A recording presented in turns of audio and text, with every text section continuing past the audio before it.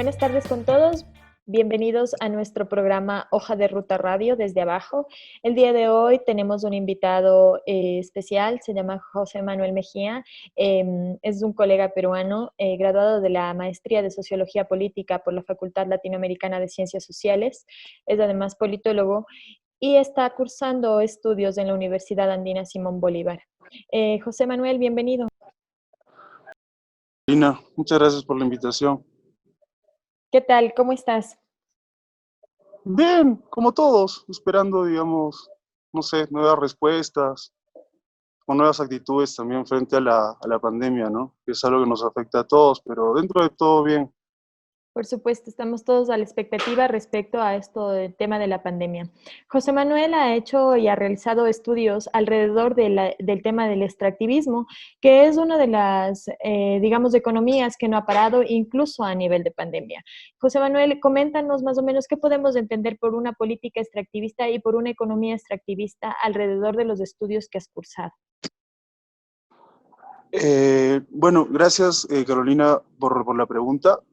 Sí, yo trabajé un poco la tesis en Claxo, de Sociología Política, sobre el conflicto antiminero en el Perú. Entonces, conozco, digamos, un conflicto antiminero en Cajamarca contra una empresa muy importante de oro, la, eh, la minera Yanacocha en Perú. Y digamos, a partir de eso me he estado acercando un poco más a cómo se mueve, digamos, esta industria extractiva digamos, en esas condiciones, como bien tú señalas. Y, digamos, hay que considerar ciertas particularidades de la industria extractiva actual, la moderna, la mega minería, por ejemplo, ¿no? Que es lo que yo trabajo, el recurso con el cual estoy trabajando ahora. Y es que el grado de tecnificación, es decir, el peso que se le pone sobre los medios de producción en, digamos, la composición del capital extractivo, es enorme, es decir, el valor depositado sobre la tecnología que se emplea para este uso extractivo, digamos, mega minero, para esta gran minería, va reemplazando progresivamente y va, digamos, prescindiendo de la fuerza de trabajo que podría emplearse.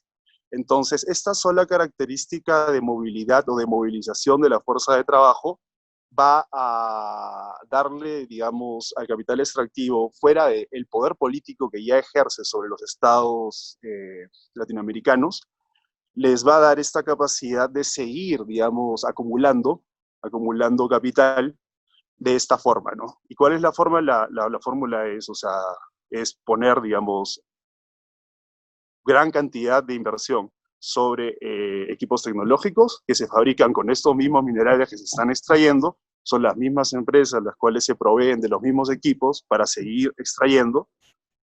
Y digamos, esto,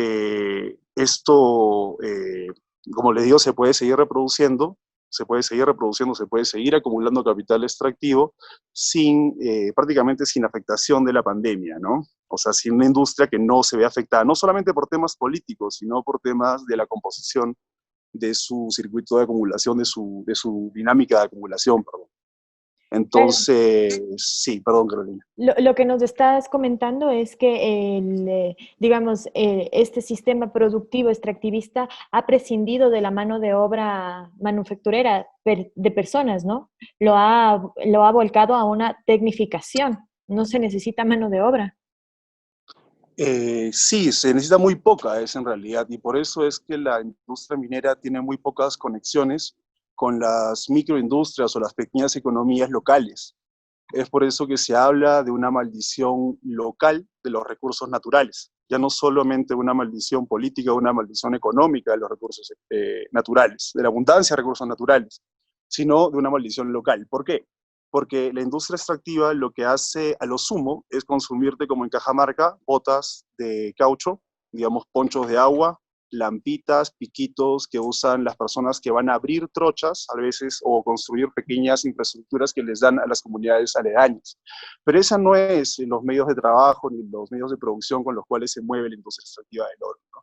Entonces, o sea, no hay cómo conectar las economías locales fuera de la prostitución, de los hostales, de los hostales y de, digamos, la venta de estas pequeñas cosas que, digamos, que, que, que, que, digamos, puedan conectar las economías locales con la gran economía extractiva que, por supuesto, está exportando, digamos, estos minerales, ¿no? Todos sabemos que, digamos, no estamos en la capacidad como estados latinoamericanos y como países, como economías latinoamericanas, todavía de tratar esto, y eso es un tema que podemos ver después, ¿no? Si es deseable realmente, inclusive, bajo el paradigma, otro paradigma ideológico, que no sea el neoliberalismo, digamos, seguir con el extractivismo, ¿no? O sea, los límites del planeta nos están hablando en este momento, ¿no?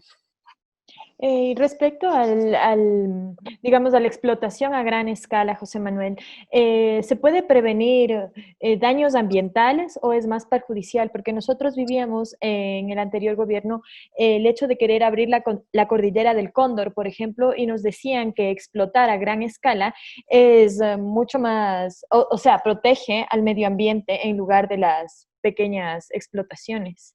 O sea, la minería artesanal es cierto que contamina tremendamente, pero, o sea, no es una excusa para preferir la minería formal, porque la minería formal tiene formas muchas más perversas y mucho más a mediano a largo plazo de lo que tiene la minería artesanal en contaminación.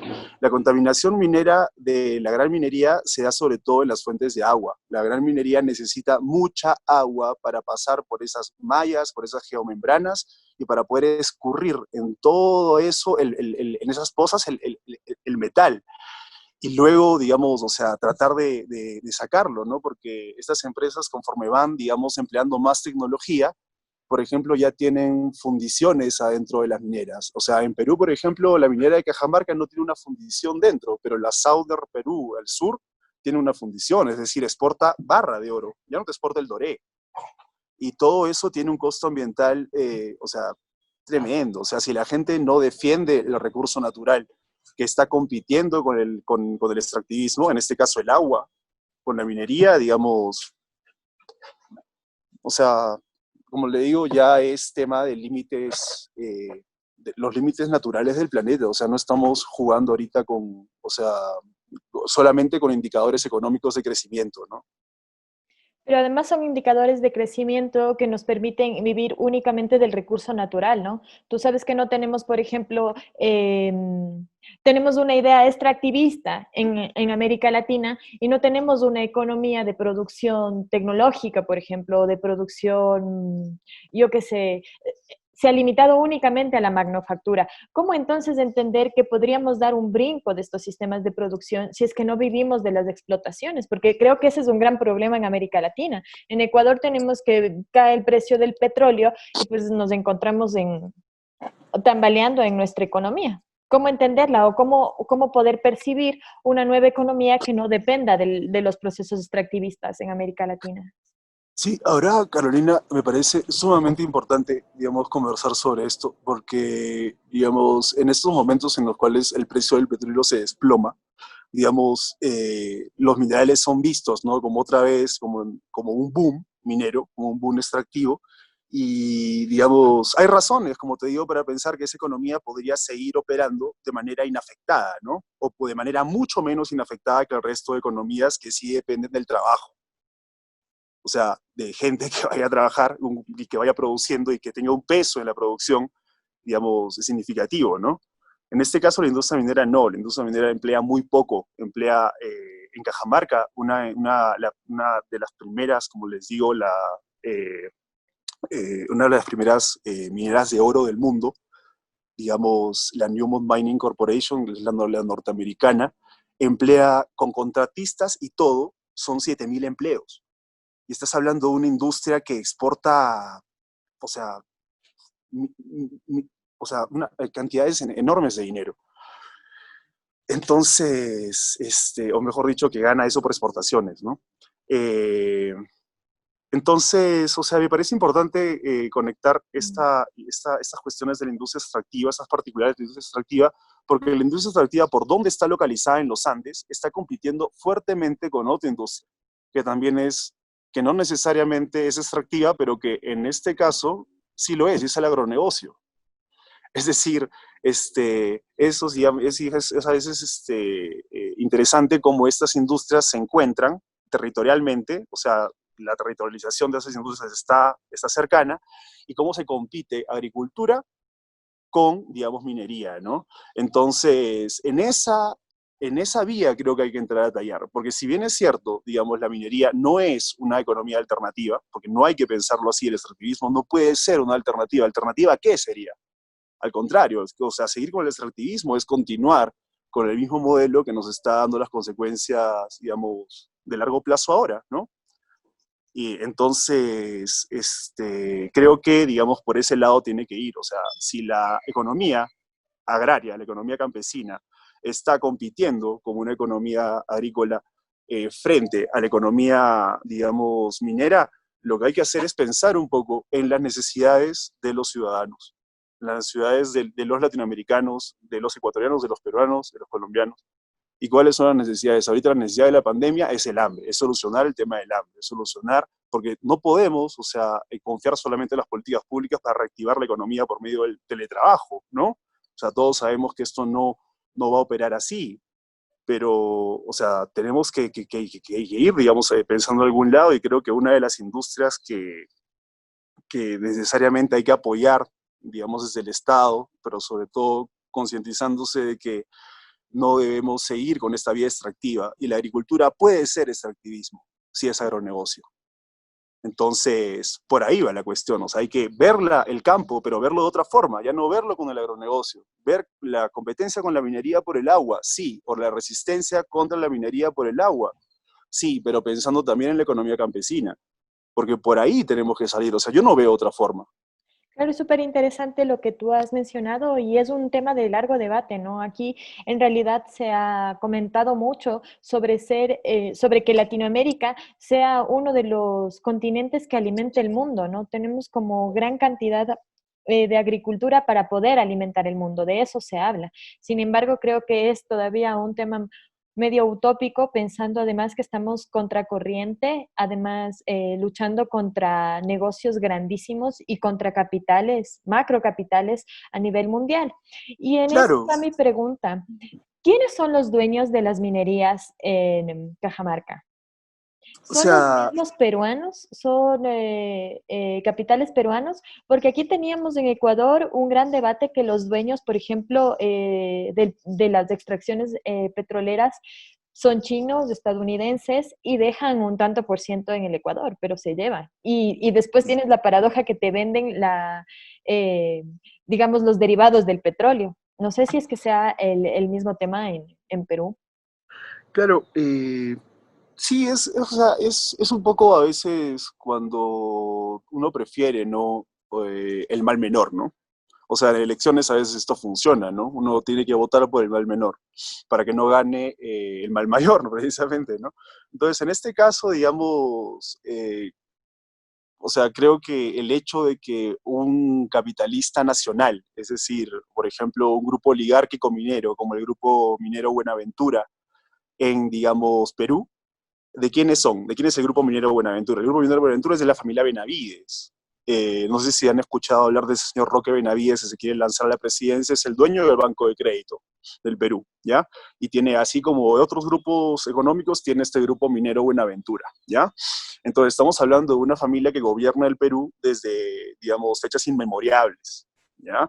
Entonces estamos hablando de un grupo económico, oligárquico, minero, que se alió en el 90 con las reformas estructurales que implementó Fujimori del Perú, con esta compañía, la Newmont Mining Corporation de Estados Unidos, que como les digo, es una de las primeras, en ese momento era la primera del mundo en oro. O sea, no estamos hablando de cualquier poder político ni de cualquier poder económico, estamos hablando de una de las primeras, de una de las más poderosas. Y les comento, o sea, en el caso que yo estudié, a esta minera, Yanacocha, se le logró suspender dos proyectos. En el año 2004, con el proyecto de exploración del Cerro Quilich, y en el año 2011-12 con el proyecto Conga, ¿ya? En el caso de Conga costó vidas, en el caso de Quilich, felizmente no, y duró menos. pero esa es la resistencia antiminera, ¿no? Es una resistencia antiminera que paraliza proyectos mineros, que no permite la expansión del capital extractivo. Porque, o sea, ahorita ustedes tienen un porcentaje de capital extractivo ahí, ¿no? Que es el 30% petrolero. Ahora habría que ver con todas esas concesiones mineras que se han hecho recientemente, a cuánto va a crecer, digamos, o sea, el peso, ¿no? Y la magnitud de la inversión minera. Ahora hay que ver un poco el lado económico, ¿no? Porque a todo el mundo le preocupa la economía y para eso uno se esperanza en la minería.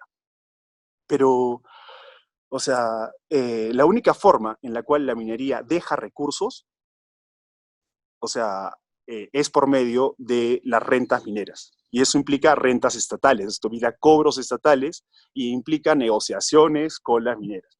Ahora, sean cuales sean esas negociaciones, digamos, lo que le está chorreando al país no justifica para nada. No es un costo-beneficio, o sea, o sea, realmente lo que se ve en Cajamarca, si ustedes vieran el hueco de lo que eran las lagunas en Cajamarca y lo que es ahora, digamos, busquen ahí Minera Yanacocha las fotos, o Mina Yanacocha, y en Cajamarca, y van a ver esos huecos. Eso eran lagunas, eso era páramo, ¿no? Entonces, o sea, sí, un poco, o sea, es preocupante, Carolina. Es bastante preocupante, digamos, que haya, o sea, que no se vean otras alternativas, ¿no? Que se piense en la minería pese a todo lo que nos está enseñando la pandemia. Bueno, seguimos hablando con José Manuel Mejía en nuestro programa Hoja de Ruta Radio desde abajo. Estamos topando el tema del extractivismo minero en procesos de pandemia, en contextos de pandemia y las economías extractivistas en América Latina. José Manuel, es súper interesante entender que tú mencionabas que los grupos económicos dueños de de estas industrias extractivistas mineras son digamos, oligarquías peruanas que se han alimentado del extractivismo y que pertenecen a una sola familia. Y es interesante porque mientras nos comentabas esto, yo pensaba también en Ecuador, y en Ecuador tenemos lo mismo, ¿no? Tenemos el Grupo Novoa, que es un grupo gigante, que además ha sido dueño del Ecuador en gran medida desde inicios de la República, y esto me lleva a pensar en cómo podemos entender la formación de los estados latinoamericanos como estados que se han consolidado desde los grupos oligarcas. Sí, bueno, me parece que Charles Tilly tiene una teoría sobre la formación del Estado que puede, digamos, acercarse a nuestro tema, ¿no? De hoy. Y es que los estados se forman precisamente por la capacidad extractiva que tienen. Es decir, el estado sería, digamos, una organización que extrae recursos de las poblaciones que controla. Y por eso controla también, o sea, en base al control que ejerce el territorio. Esos recursos que extrae los invierte para precisamente mejorar o tecnificar o mejorar su mecanismo de control, ¿no? Y sus mecanismos de extracción. O sea, ahora, digamos, vemos la extracción así, por ejemplo, la extracción minera, ¿no? Aliada con el capital, con las empresas, ¿no? Mineras. Pero antes, o sea, se hacía con el trigo, se hacía con los cultivos, se hacía con los animales cuando le daba la gana, ¿no? A los gobernantes o a las élites. Entonces, creo que esa es la historia, ¿no? Es una historia o sea, que es la de saqueo y la explotación, ¿no? No sé.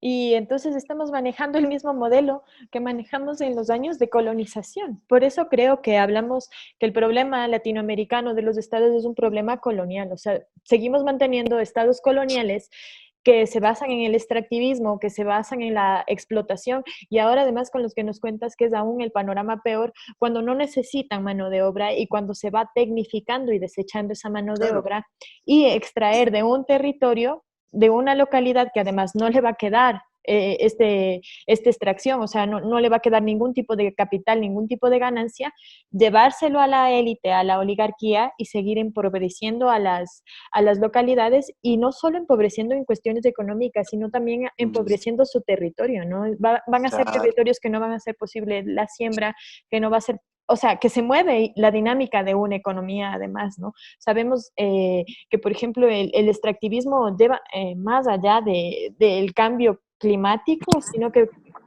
cambia, digamos, la dinámica económica de las localidades, ¿no? Por Sí, ejemplo, en la Amazonía, cuando entran las petroleras, es súper interesante también ver cómo entra Coca-Cola Spring Company a vender Coca-Cola a los nativos, a los amazónicos, y comienza a cambiar la dinámica de la población. Es además desesperante, ¿no? Ver cómo seguimos con estos sí. procesos coloniales de Estado. ¿Cuál sería la alternativa, José Manuel? Tú hablabas de la resistencia, tú hablabas de la formación de un actor social. Cuéntanos más o menos cómo ha sido esta formación del actor social cuando hubo resistencia y cuando se impidió la explotación de los cerros que nos comentabas. Bueno, sí, hay algunas cuestiones que yo logré, bueno, avanzar en conclusiones en relación al conflicto antiminero que estudié, ¿no? En Cajamarca, en Perú.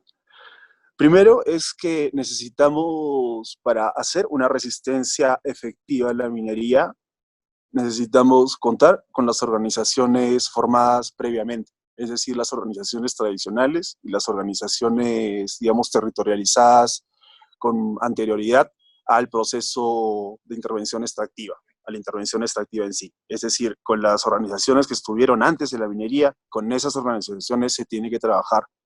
¿Por qué? Porque esas organizaciones van a proveer de la estructura de movilización y van a proveer de la solidaridad, sobre todo que se necesita para emprender una lucha. Entonces, sobre todo una lucha tan fuerte, porque a nivel de los enfrentamientos mineros, o sea, antimineros, digamos, o sea, no estamos hablando de enfrentamientos en el centro de la ciudad, no estamos hablando de enfrentamientos en una carretera o cerca a un lugar urbano, estamos hablando de enfrentamientos que desgraciadamente se dan a vista de nadie. Muchas veces la gente no tiene tiempo ni de prender sus celulares para grabar el enfrentamiento. Entonces, o sea, estamos hablando de cuestiones que necesitan organización, necesitan una dirigencia o sea, que responda, digamos, a la población sobre todo. Y eso quería, o sea, a lo mejor enfatizar en el tema de esas organizaciones tradicionales, ¿no? En Cajamarca hay una organización tradicional campesina muy importante que se funda desde los 70, que son las rondas campesinas. Las rondas campesinas no funcionan necesariamente como comités de autodefensa, pero sí ejercen un sistema de administración de justicia popular donde el Estado no lo provee. Entonces, conforme esta organización se fue empoderando en Cajamarca, en el norte del Perú, estos ronderos, que son los campesinos organizados, ¿no? Los campesinos autoorganizados, eh, fueron asumiendo competencias de defensa de la comunidad que ya no solo implicaban justicia doméstica, solución de delincuencia común, sino que fueron asumiendo competencias que el Estado no asumió en su momento y que no hasta ahora no asume, que es la defensa de, digamos, los recursos, por ejemplo, el agua, ¿no? De la economía local, de la gente ahí en el territorio donde está. Entonces, eso fue lo que, como les digo, es un accidente hermoso en realidad en Cajamarca, porque si no hubiera sido por las rondas y por el apoyo de las juntas de riego, las juntas de agua, las juntas de regantes, no se hubiera podido dar la batalla. Y el evento es, o sea, nos enseña mucho. El 16 de septiembre, el 17 de septiembre del 2004, si no me equivoco, comienza el bloqueo de la carretera Pambamarca-Cajamarca. ¿Y quiénes lo bloquean? Lo bloquean los campesinos de Huambocancha Baja y Huambocancha Alta, que es un centro poblado menor. No estamos hablando de un centro poblado mayor, no estamos hablando de una parroquia, no estamos hablando de un distrito, no. Estamos hablando de un centro poblado mayor de menos de 1.000 habitantes, 1.500 habitantes. O sea, entonces estamos hablando de un puño de gente que se puso fuerte en la carretera y comenzó, y la gente de la ciudad respondió. Eso sí es muy importante también. Así como existen organizaciones previas, tradicionales, que pueden apoyar por conciencia de lo que vale el agua, de lo que vale la vida, y por supuesto por la dignidad, porque este pueblo ha sido maltratado, el pueblo de Cajamarca ha sido maltratado desde los 90, desde que inició el proceso extractivo ha sido maltratado por la minera, de mil formas, ¿ya? Inclusive hubo un derrame de mercurio de una empresa propietaria del grupo Romero, de este grupo Benavides. ¿ya? Y, digamos, del Grupo Romero, perdón, y, digamos, hubo un derrame de mercurio en Choropampa. ¿Saben qué hicieron los contratistas y sabe qué hizo la minera? Agarró y le pagó a los campesinos 50 soles para que recojan el mercurio que ellos habían derramado en el río, ahí en medio de la carretera a la ribera. Los campesinos ni siquiera se les dijo qué es lo que estaban recogiendo, solo se les pagó en efectivo y se les dijo que recoja.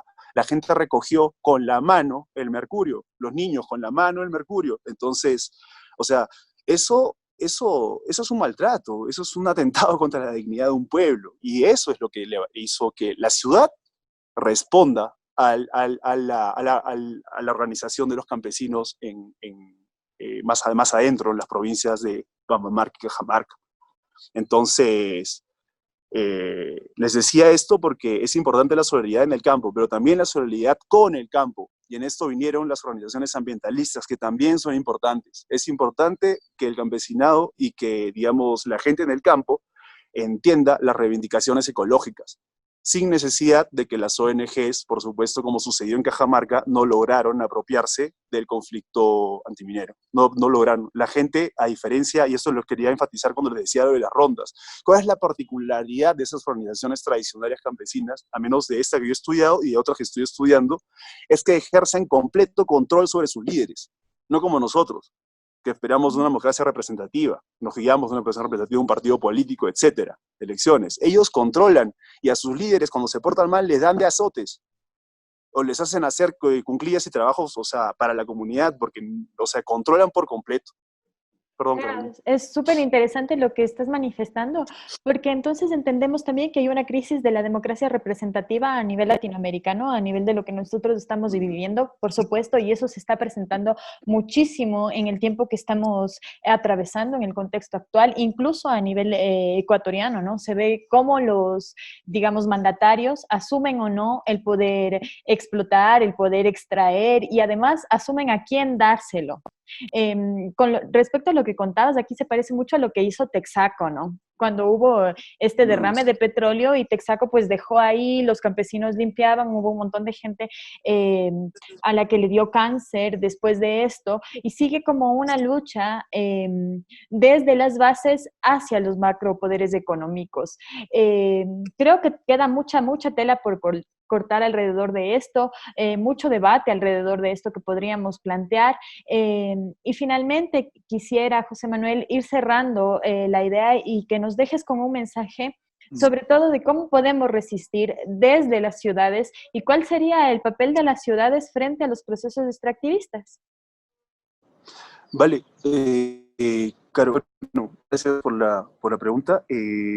Sí, yo creo que debemos en las ciudades comenzar a pensar más el tema ambiental porque somos bastante inconscientes de todo lo que recibimos del campo. Y eso es un tema que depende también de, o sea, de la sostenibilidad ecológica, digamos, o sea, para nosotros también, para la ciudad también, y productiva en el tema de alimentos y todo esto. Entonces, nosotros no nos damos cuenta de muchas cosas, y una de las cosas que no nos damos cuenta es que la minería nos está envenenando desde allá. Es decir, no nos está envenenando acá en la ciudad, no estamos, o sea, agarrando el mercurio con las manos, ni el petróleo, ni estamos, digamos, recibiendo eh, metales por sobre los límites permitidos, ¿no?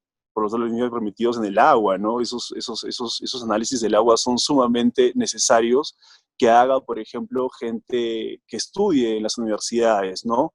Gente que vaya a hacer, digamos, o sea, análisis de agua que no son tan caros. Creo que una amiga me contó que están más o menos un proyecto de análisis de agua, más o menos de monitoreo, están cerca de $5.000. O sea, no es algo que un colectivo, por ejemplo, una organización, digamos, ecológica de la ciudad, universitaria, con apoyo docente, con apoyo de laboratorios, no pueda hacer. Entonces, yo creo que la labor de la ciudad, o sea, en base a su proceso de urbanización, a sus mayores índices de educación, tal vez, no sé, deberían, digamos, su diversidad profesional, debería involucrarse en los problemas que, digamos, son del campo, pero del campo llegan acá. Así como la contaminación minera está allá en el campo y está contaminando los cultivos, está contaminando el agua, está contaminando la tierra, porque todo eso lo hacen ahí, en unas cosas donde abajo está el acuífero, ¿no? Acá está la membrana, pero acá abajo está el acuífero. Entonces todo ese acuífero está chorreando, todo eso está. Entonces nosotros estamos recibiendo los efectos de la minería, pero no somos conscientes. Y para eso necesitamos, sí, yo creo que las organizaciones ecológicas, sobre todo en las ciudades de la sierra, y en este momento las organizaciones agroecológicas son aún más importantes en la sierra, en la zona del campo. O sea, ahí hay que comenzar a trabajar, ¿no? Yo creo que ese sería el mensaje que les dejaría. O sea, hay que estar pilas y no comerse el cuento de la minería, que es un cuento que, o sea, en realidad por donde se hace aguas, ¿no? O sea, un candidato presidencial que se presenta con una propuesta minera, creo que es para agarrarlo de piñata, ¿no? Y eso es algo que los ecuatorianos saben hacer muy bien. Agradecemos a José Manuel Mejía por habernos brindado estos minutos en nuestro programa Hoja de Ruta Radio desde abajo y dejarles con este mensaje también en tiempos de pandemia. Creo que es momento de llamar a la reflexión, a entender la economía desde otros espacios, desde otros ambientes y también los procesos de resistencia. Hemos vivido un tiempo en el que nos hemos estado alimentando además del campo, en que las ciudades hemos tenido que parar, y esto ojalá nos lleve a las reflexiones alrededor de un proyecto agroecológico y agroexportador en donde se pueda poner frente a estos procesos extractivistas. Muchas gracias, José Manuel, por haber aceptado la invitación a este programa, y nos encontramos con ustedes el próximo jueves a las 5 de la tarde por Hoja de Ruta Radio.